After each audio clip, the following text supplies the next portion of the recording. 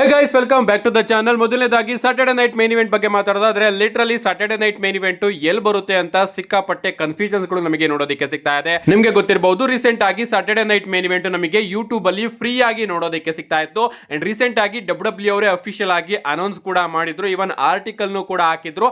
ಇನ್ ಮುಂದೆ Saturday night main event ಕೂಡ Netflix ಅಲ್ಲೇ ಬರುತ್ತೆ ಅಂತ ನಾನು ಕೂಡ ಅದ್ರ ಬಗ್ಗೆ ಒಂದು ವಿಡಿಯೋ ಮಾಡಿದ್ದೆ. ಅಂಡ್ ಈಗ ಗೈಸ್ ಮತ್ತೆ ಅಪ್ಡೇಟ್ ಗಳು ಬರ್ತಿರೋ ಪ್ರಕಾರ ಸ್ಯಾಟರ್ಡೆ ನೈಟ್ ಮೇನ್ ಇವೆಂಟ್ ನಮಗೆ ಯೂಟ್ಯೂಬ್ ಅಲ್ಲೂ ಕೂಡ ನೋಡೋದಕ್ಕೆ ಸಿಗುತ್ತಂತೆ. ಗೊತ್ತಿಲ್ಲ ಇಂಡಿಯಾದಲ್ಲಿ ಯಾವ ರೀತಿ ಬರುತ್ತೆ, VPN ಏನಾದ್ರೂ ಹಾಕೋಬೇಕು ಅಂತ. ಬಟ್ ಯೂಟ್ಯೂಬ್ ಅಲ್ಲೂ ಕೂಡ ನಮಗೆ ಸ್ಯಾಟರ್ಡೆ ನೈಟ್ ಮೇನ್ ಇವೆಂಟ್ ನೋಡೋದಕ್ಕೆ ಸಿಗುತ್ತಂತೆ. ಅಂಡ್ ನೆಟ್ಫ್ಲಿಕ್ಸ್ ಅಲ್ಲೂ ಕೂಡ ಡಬ್ಲ್ಯೂ ಅವರು ಟೆಲಿಕಾಸ್ಟ್ ಮಾಡ್ತಾರೆ ಅಂತ ಅನ್ಕೋತೀನಿ. ಇಂಡಿಯಾದಲ್ಲಿ ಯೂಟ್ಯೂಬ್ ಅಲ್ಲಿ ಬರುತ್ತೋ ಇಲ್ವೋ ಗೊತ್ತಿಲ್ಲ. ಯೂಟ್ಯೂಬ್ ಅಲ್ಲಿ ಬಂದ್ರೆ VPN ನ ಕನೆಕ್ಟ್ ಮಾಡ್ಕೋಬೇಕು ಅಂತ ಅನ್ಸುತ್ತೆ. ಏನೇ ಆಗ್ಲಿ ಆದಷ್ಟು ಬೇಗ ಕನ್ಫರ್ಮ್ ಆಗಿ ತಿಳಿಸ್ಕೊಡ್ತೀನಿ ನಾನು ಸ್ಯಾಟರ್ಡೆ ನೈಟ್ ಮೇನ್ ಇವೆಂಟ್ ನ ನಾವೆಲ್ಲರೂ ಕೂಡ ಎಲ್ಲಿ ನೋಡೋಣ ಅಂತ. ಅಂಡ್ ಈಗ ಸ್ವಲ್ಪ ಮ್ಯಾಚ್ ಕಾರ್ಡ್ ಬಗ್ಗೆನೂ ಕೂಡ ಗಮನ ಕೊಡೋದಾದ್ರೆ, ಡಬ್ಲ್ಯೂ ಅವರು ಅಫಿಷಿಯಲ್ ಆಗಿ 4 ಮ್ಯಾಚಸ್ ಗಳನ್ನ ಸ್ಯಾಟರ್ಡೆ ನೈಟ್ ಮೇನ್ ಇವೆಂಟ್ ಗೆ ಕನ್ಫರ್ಮ್ ಮಾಡಿದ್ದಾರೆ. ಮೊದಲನೇದಾಗಿ ನಮಗೆ ಡಬ್ಲ್ಯೂ ಅನ್ಡಿಸ್ಪ್ಯೂಟೆಡ್ ಚಾಂಪಿಯನ್ಶಿಪ್ ಗೆ ಕೋಡಿ ರೋಡ್ಸ್ ಹಾಗೆ ಡ್ರೂ ಮ್ಯಾಕಿಂಟೈರ್ ಅವರ ನಡುವೆ ಒಂದು ಸಿಂಗಲ್ಸ್ ಮ್ಯಾಚ್ ಕೂಡ ನೋಡೋದಕ್ಕೆ ಸಿಗ್ತಾ ಇದೆ. ಇದಾದ್ಮೇಲೆ ನಮಗೆ ವರ್ಲ್ಡ್ ಹೆವಿ ಚಾಂಪಿಯನ್ಶಿಪ್ ಗೆ ಜೇ ಊಸೋ ಹಾಗೆ CM ಪಂಕ್ ಅವರ ನಡುವೆ ಕೂಡ ಒಂದು ಸಿಂಗಲ್ಸ್ ಮ್ಯಾಚ್ ನೋಡೋದಕ್ಕೆ ಸಿಗ್ತಾ ಇದೆ. ಇದಾದ್ಮೇಲೆ ಡಬ್ಲ್ಯೂ ವಿಮೆನ್ಸ್ ಚಾಂಪಿಯನ್ಶಿಪ್ ಗೆ ಜೇಡ್ ಕಾರ್ಗಿಲ್ ಹಾಗೆ ಟಿಫನಿ ಸ್ಟಾಟನ್ ಅವರ ನಡುವೆ ಕೂಡ ಒಂದು ಸಿಂಗಲ್ಸ್ ಮ್ಯಾಚ್ ನೋಡೋದಕ್ಕೆ ಸಿಗ್ತಾ ಇದೆ. ಅಂಡ್ ಇಂಟರ್ಕಾಂಟಿನೆಂಟಲ್ ಚಾಂಪಿಯನ್ಶಿಪ್ ಗೆ ಡೊಮಿನಿಕ್ ಮಿಸ್ಟೀರಿಯೋ, ಪೆಂಟಾ ಅಂಡ್ ರೂಸೆವ್ ಅವರ ನಡುವೆ ಒಂದು ಟ್ರಿಪಲ್ ಥ್ರೆಡ್ ಮ್ಯಾಚ್ ನ ಡಬ್ಲ್ಯೂ ಅವರು ಅಫಿಷಿಯಲ್ ಆಗಿ ಸ್ಯಾಟರ್ಡೆ ನೈಟ್ ಮೇನ್ ಇವೆಂಟ್ ಗೆ ಕನ್ಫರ್ಮ್ ಮಾಡಿದ್ದಾರೆ.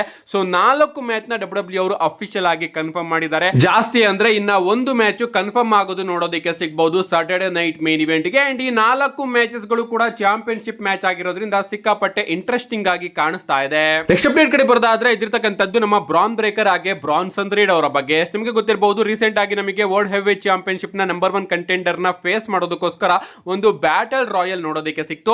ಅಂಡ್ ಅಲ್ಲಿ ಡಬ್ಲ್ಯೂ ಅವರು ಮೊದಲನೇದಾಗಿ ಬ್ರಾನ್ ಬ್ರೇಕರ್ ಹಾಗೆ ಬ್ರಾನ್ಸನ್ ರೀಡ್ ಅವ್ರನ್ನ ಅಫಿಷಿಯಲ್ ಆಗಿ ಅನೌನ್ಸ್ ಮಾಡಿ ಸಡನ್ ಆಗಿ ಅವರಿಬ್ಬರನ್ನು ಕೂಡ ಅದರಿಂದ ರಿಮೂವ್ ಮಾಡ್ತಾರೆ ಅಂತಾನೆ ಹೇಳ್ಬಹುದು. ಅಂಡ್ ಈಗ ಡಬ್ಲ್ಯೂ ಅವರು ಯಾಕೆ ಆ ರೀತಿ ಮಾಡಿದ್ರು ಅಂತ ಅಫಿಷಿಯಲ್ ಆಗಿ ರಿಪೋರ್ಟ್ ಬಂದಿದೆ. ಒರಿಜಿನಲ್ ಆಗಿ ಸ್ಯಾಟರ್ಡೆ ನೈಟ್ ಮೇನ್ ಇವೆಂಟ್ ಅಲ್ಲಿ CM ಪಂಕ್ ಹಾಗೆ ಬ್ರಾನ್ ಬ್ರೇಕರ್ ಅವರ ನಡುವೆ ನಮಗೆ ಮ್ಯಾಚ್ ನೋಡೋದಕ್ಕೆ ಸಿಗ್ಬೇಕಾಗಿತ್ತಂತೆ. ಡಬ್ಲ್ಯೂ ಅವರ ಒರಿಜಿನಲ್ ಪ್ಲಾನ್ ಇದೇ ಆಗಿತ್ತಂತೆ. ಬಟ್ ಡಬ್ಲ್ಯೂ ಅವರು ಕನ್ಸರ್ನ್ ಆಗ್ಬಿಟ್ರಂತೆ. ಬ್ರಾನ್ ಬ್ರೇಕರ್ ಹಾಗೆ ಬ್ರಾನ್ಸನ್ ರೀಡ್ ಇವರಿಬ್ಬರಿಗೂ ಕೂಡ ಎಲ್ಲಿ ಫೇಸ್ ರಿಯಾಕ್ಷನ್ ಸಿಕ್ಬಿಡುತ್ತೋ ಅಂತ ಡಬ್ಲ್ಯೂ ಅವರು ಕನ್ಸರ್ನ್ ಆಗಿ ಆ ಒಂದು ಪ್ಲಾನ್ ನ ಕ್ಯಾನ್ಸಲ್ ಮಾಡಿದ್ರು ಅಂತ ನಮ್ಮ ಡೇವ್ ಮೆಲ್ಸನ್ ಅವರು ತಿಳಿಸಿದ್ದಾರೆ. ಲಿಟರಲಿ ಬ್ರಾನ್ ಬ್ರೇಕರ್ ಅವರೇನಾದ್ರೂ ಆ ಒಂದು ಬ್ಯಾಟಲ್ ರಾಯಲ್ ನ ಗೆದ್ದಿದ್ರೆ, ಅಂಡ್ ಈಗ ತಾನೇ ಅವರು ಸೆತ್ ರಾಲಿನ್ಸ್ ಅವರ ಮೇಲೆ ಟರ್ನ್ ಆಗಿರೋದ್ರಿಂದ ಅವರು ಹೀಲ್ ಕ್ಯಾರೆಕ್ಟರ್ ಅಲ್ಲಿ ಇದ್ರು ಕೂಡ ಇಡೀ ಕ್ರೌಡ್ ಅವರನ್ನ ಚಿಯರ್ಸ್ ಮಾಡೋರು. ಅಂಡ್ ಹಿಂಗೆ ಅವರ ಕ್ಯಾರೆಕ್ಟರ್ ಒಂದ್ ರೀತಿ ಹಾಳಾಗೋದು ಅಂತ ಡಬ್ಲ್ಯೂ ಅವರು ಕನ್ಸರ್ನ್ ಅಲ್ಲಿ ಥಿಂಕ್ ಮಾಡಿ ಈ ರೀತಿ ಪ್ಲಾನ್ಸ್ ಗಳನ್ನ ಚೇಂಜ್ ಮಾಡಿದ್ದಾರೆ ಅಂತ ಅಪ್ಡೇಟ್ ಗಳು ಬರ್ತಾ ಇದೆ. ಒಟ್ಟಿನಲ್ಲಿ ನಮ್ಮ ಬ್ರಾನ್ ಬ್ರೇಕರ್ ಅವರಿಗೆ ಫ್ಯೂಚರ್ ಅಲ್ಲಂತೂ ಖಂಡಿತವಾಗ್ಲೂ ದೊಡ್ಡ ದೊಡ್ಡ ಪ್ಲಾನ್ಸ್ ಗಳು ಡಬ್ಲ್ಯೂ ಬಳಿ ರೆಡಿ ಇದೆ. ನೆಕ್ಸ್ಟ್ ಅಪ್ಡೇಟ್ ಕಡೆ ಬರೋದಾದ್ರೆ, ಇದಿರ್ತಕ್ಕಂಥದ್ದು ರಿಂಗ್ ಅನೌನ್ಸರ್ ಸಮಂತಾ ಅವರ ಬಗ್ಗೆ. ನಿಮಗೆ ಗೊತ್ತಿರಬಹುದು, ಯೂಶುವಲ್ ಆಗಿ ಡಬ್ಲ್ಯೂ ಅವರು 90 ದಿನದ ನಾನ್ ಕಂಪಿಟೇಬಲ್ ಕ್ಲಾನ್ ಆಗ್ತಾರೆ. ಬಟ್ ನಮ್ಮ ಸಮಂತಾ ಅವರ ಮೇಲೆ 2 ವರ್ಷದ ಕ್ಲಾಸ್ ನ ಯೂಸ್ ಮಾಡಿದ್ದಾರೆ. ಸೊ ಸಮಂತಾ ಅವರ ಮೇಲೆ ಯಾಕೆ 2 ವರ್ಷ ನೀನ್ ಎಲ್ಲೂ ಕೂಡ ಕಂಪೀಟ್ ಮಾಡುವಂಗಿಲ್ಲ ಅಂತ ಇವರು ರೂಲ್ಸ್ ನ ಹಾಕಿದ್ರು ಅಂತ ಈಗ ಅಪ್ಡೇಟ್ ಬಂದಿದೆ. ನಮ್ಮ ಸಮಂತಾ ಅವರು ಡಬ್ಲ್ಯೂ ನ ಬಿಟ್ಟು ಹೋಗೋದಕ್ಕಿಂತ ಮುಂಚೆ ಒಂದು ಹೊಸ ಡೀಲ್ ನ ಸೈನ್ ಮಾಡ್ಕೊಂಡಿದ್ರಂತೆ. ಬಟ್ ಅದಾದ್ಮೇಲೆ ಅವರು ನಾನೇ ಡಬ್ಲ್ಯೂ ಕಂಪನಿಯಿಂದ ಹೊರಗಡೆ ಹೋಗ್ತಾ ಇದ್ದೀನಿ ಅಂತ ಡಬ್ಲ್ಯೂ ಅವರಿಗೆ ಹೇಳಿ ಬಂದಿದ್ದು. ಅದರಿಂದ ನೀನು ಈ ರೀತಿ ಹೊರಗಡೆ ಹೋಗೋದಾದ್ರೆ 2 ವರ್ಷ ನೀನು ಎಲ್ಲೂ ಕೂಡ ಕಂಪೀಟ್ ಮಾಡೋಂಗಿಲ್ಲ, ಎಲ್ಲೂ ಕೂಡ ಹೋಗೋಂಗಿಲ್ಲ ಅಂತ ಡಬ್ಲ್ಯೂ ಅವರು ರಿಸ್ಟ್ರಿಕ್ಟ್ ನ ಹಾಕಿದ್ದಾರೆ. ಅಂಡ್ ಅದಕ್ಕೂ ಕೂಡ ಒಪ್ಕೊಂಡು ನಮ್ಮ ಸಮಂತಾ ಅವರು ಡಬ್ಲ್ಯೂ ಕಂಪನಿಯಿಂದ ಹೊರಗಡೆ ಬಂದಿದ್ದಾರೆ. ಅಂಡ್ ಇದರಿಂದನೇ 2 ವರ್ಷ ನಮಗೆ ಸಮಂತಾ ಅವರು ಎಲ್ಲೂ ಕೂಡ ನೋಡೋದಕ್ಕೆ ಸಿಗೋದಿಲ್ಲ. 1 ವರ್ಷ ಕಂಪ್ಲೀಟ್ ಆಗಿದೆ, ಇನ್ನೊಂದು ವರ್ಷ ಮುಂದಿನ ವರ್ಷದ ತನಕ ಸಮಂತಾ ಅವರು ನಮಗೆ ಬೇರೆ ಕಂಪನಿಯಲ್ಲಿ ನೋಡೋದಕ್ಕೆ ಸಿಗೋದಿಲ್ಲ. ಅಫ್ಕೋರ್ಸ್ ಆ ಕ್ಲಾ ಎಲ್ಲ ಮುಗಿದ್ಮೇಲೆ ಅವರು 100% AEW ಗೆ ಹೋಗ್ತಾರೆ ಅಂತ ಅನ್ಸುತ್ತೆ.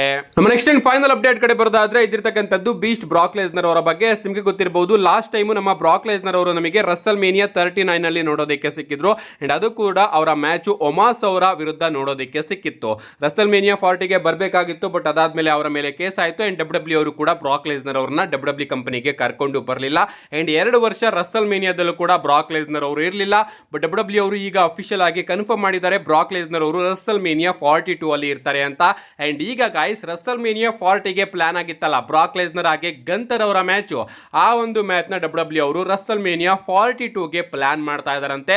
ಅಂಡ್ ಆದಷ್ಟು ಬೇಗ ಗಂತರ್ ಅವರ ರಿಟರ್ನ್ ಕೂಡ ನೋಡೋದಕ್ಕೆ ಸಿಗುತ್ತೆ. ಅಂಡ್ ಜಾನ್ಸಿನ್ ಅವರ ಜೊತೆ ಅವರು ತನ್ನ ರಿಟೈರ್ಮೆಂಟ್ ಮ್ಯಾಚ್ ಅಲ್ಲೂ ಕೂಡ ಕಂಪೀಟ್ ಮಾಡ್ತಾರೆ.